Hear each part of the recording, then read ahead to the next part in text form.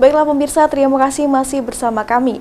Dinas Kesehatan Kabupaten Musirawas akan segera melaksanakan vaksinasi untuk anak-anak.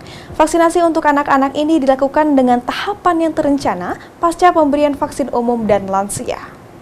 Dinas Kesehatan Kabupaten Musirawas akan melaksanakan vaksinasi untuk anak-anak, khususnya apabila dosis pertama sudah 70% dan dosis lansia sudah 60% diberikan. Maka kabupaten, daerah, dan kota baru dilakukan. Dinas Kesehatan sendiri sudah melakukan kerjasama untuk dapat melaksanakan kegiatan vaksinasi anak tersebut dengan membuat kesepakatan ke Dinas Pendidikan serta OPD-OPD terkait. Sekretaris Dinas Kesehatan Kabupaten Musirawas Muhammad Nizar menuturkan, untuk Kabupaten Musirawas, mungkin pada hari Selasa sudah mulai melaksanakan vaksinasi untuk anak-anak yang berada di wilayah Musirawas khususnya. Untuk vaksinasi tersebut akan dilakukan kepada anak-anak yang berusia 6-11 tahun.